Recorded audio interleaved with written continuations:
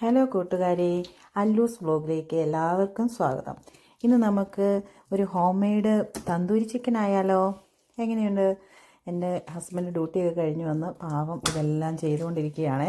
അപ്പോൾ ഇത് ആദ്യത്തെ സെക്ഷനാണ്. എന്ന് വെച്ചാൽ ചിക്കനെല്ലാം നമ്മൾ ബോൺലെസ് അല്ല വേണ്ടത്, നമുക്ക് വിത്ത് ബോണുള്ള ചിക്കനാണ് വേണ്ടത്. അത് നമ്മളിങ്ങനെ ചെയ്ത് ഇങ്ങനെ പിച്ചാത്തി ഇട്ടിട്ട് വരഞ്ഞെടുത്ത് നമ്മൾ മസാല ഇടും. ഇനി മസാല ഇടുന്നത് നമുക്ക് എങ്ങനെയാണെന്ന് നോക്കാം. ഓക്കെ,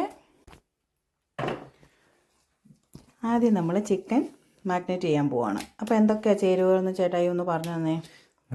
ചിക്കനകത്തോട്ട് നമ്മൾ പിന്നെ ഉപ്പും ജിഞ്ചർ ഗാർലിക് പേസ്റ്റും ലെമൺ ജ്യൂസും, അതാണ് നമ്മുടെ ആദ്യത്തെ ഫസ്റ്റ് കോട്ടിങ് ഓഫ് പിന്നെ മാരിനേഷൻ. പക്ഷെ നമുക്കിപ്പോൾ പിന്നെ ലെമൺ ജ്യൂസ് നമ്മുടെ അടുത്ത് ഷോർട്ടായിപ്പോയി.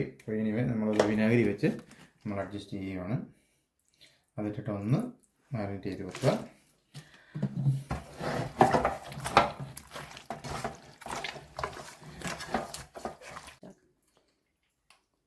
ഓക്കെ, ഇനി നമ്മൾ മെയിൻ മസാല തന്തൂരി ചിക്കൻ്റെ ഉണ്ടാക്കാൻ പോകുന്നത്.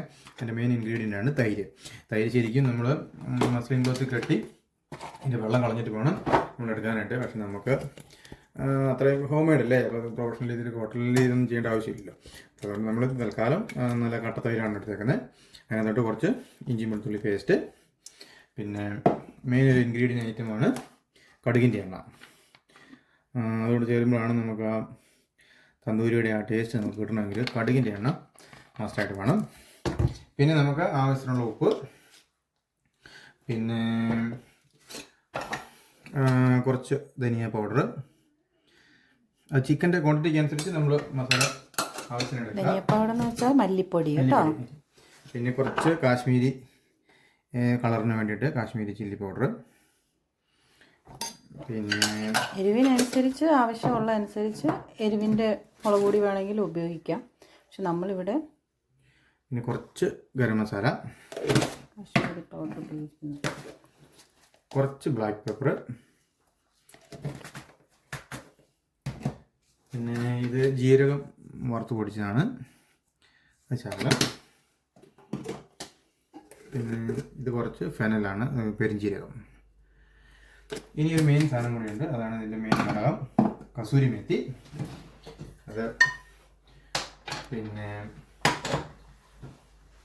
കടുകിൻ്റെ ഇലയാണ്. കടുകിൻ്റെ ഇല വറുത്ത് പൊടിച്ച് വരുന്നതാണ്. പാക്കറ്റ് നമുക്ക് അറിയാൻ വരുന്നുണ്ട്, മേടിക്കാൻ കിട്ടും. നല്ലോണം ചൂടാക്കിയിട്ട് ഒന്ന് തിരുമ്മി ഇട്ട് കഴിഞ്ഞ് കഴിഞ്ഞാൽ നല്ലോണം മഷിയായിട്ട് കിട്ടും. നമ്മളിതിനെല്ലാം കൂടെ കുറച്ച് നാരങ്ങ നീര് ഒഴിക്കണ, നാരങ്ങ നീര് ഇല്ലാണ്ട് പോയി വിനാഗിരി ചേർത്തിട്ടുണ്ട്. എല്ലാം കൂടെ ചേർത്ത് നമുക്ക് മിക്സ് ചെയ്തെടുക്കാം.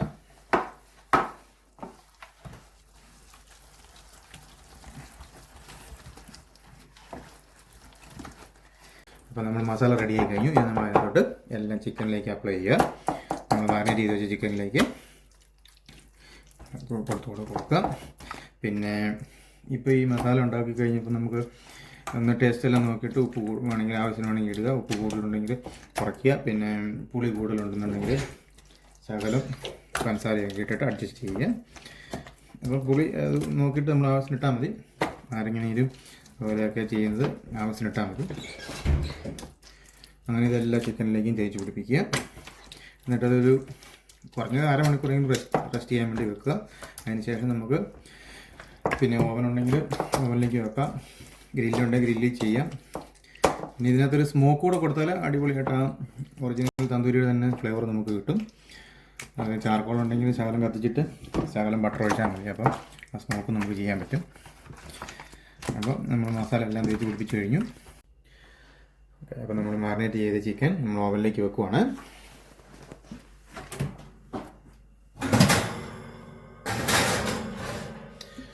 നമ്മുടെ 250-ലാണ് നമ്മൾ ഇട്ടേക്കുന്നത്. ഇപ്പം അതൊരു 20 മിനിറ്റ് നമ്മൾ അങ്ങനെ വെച്ചതിന് ശേഷം തീ കുറച്ചിടും. അങ്ങനെ ഫൈനലി നമ്മുടെ തന്തൂരി ചിക്കൻ റെഡി ആയിട്ടുണ്ട്. ഇനി നമുക്കിതൊന്ന് ഒരു പ്ലേറ്റിലേക്ക് മാറ്റി ഒന്ന് സെറ്റ് ചെയ്യാം.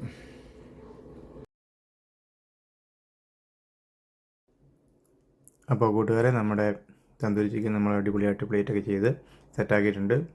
ശരിക്കും ഇതിൻ്റെ കൂട്ടത്തിൽ നമ്മൾ പുതിനയുടെ ചട്നിയും സലാഡുമാണ് കൊടുക്കുന്നത്. പക്ഷേ നമുക്ക് ഇവിടെ പിള്ളേർക്കൊന്നും ചട്നിയോടൊന്നും വലിയ താല്പര്യമില്ല. അത് കാരണം ഇച്ചിരി മയോണൈസും ചെറിയൊരു സലാഡും ഒക്കെ ആക്കി അങ്ങ് അടിച്ചു പൊളിക്കാം. Okay, enjoy.